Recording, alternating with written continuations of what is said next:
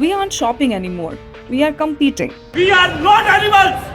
The store is not opening today. Riding big on Gen Z's limited edition product drop culture, just like Labubu dolls, Nike trainers, and Popeye's chicken.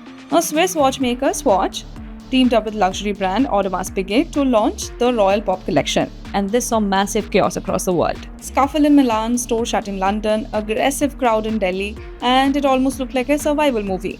People were actually camping out for days, getting into physical fights, and facing down police barricades from Times Square to Mumbai. Now, other companies have done similar in the past.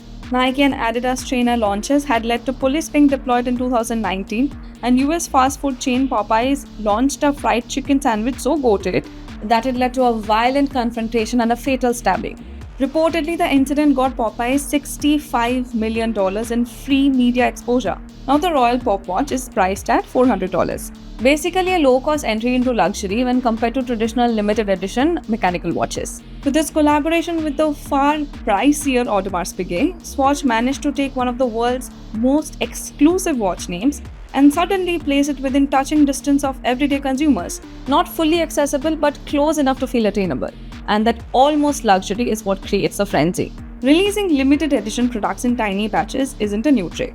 The drop culture had emerged as a retail strategy for underground streetwear and sneaker brands in the 1990s. Now, limited edition culture thrives on scarcity. When an item is scarce, it stops being an item and becomes a trophy. Winning the trophy means you're inside the circle, missing out means you're excluded. That psychological flip turns otherwise rational humans into people who are willing to camp on a sidewalk for 48 hours. A watch becomes more than an accessory. It becomes proof that you were fast enough, lucky enough, connected enough to get something that everyone else wanted. And brands understand this psychology extremely well.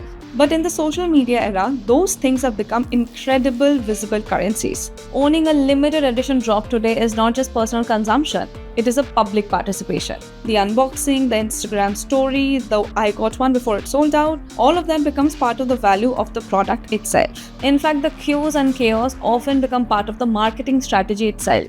Videos of crowds outside stores travel instantly across TikTok and Instagram, generating even more hype. The frenzy becomes free advertising, and Swatch describes the collaboration as a rule-breaking mix of its pop culture appeal and Audemars Piguet's 150-year-old luxury watchmaking legacy.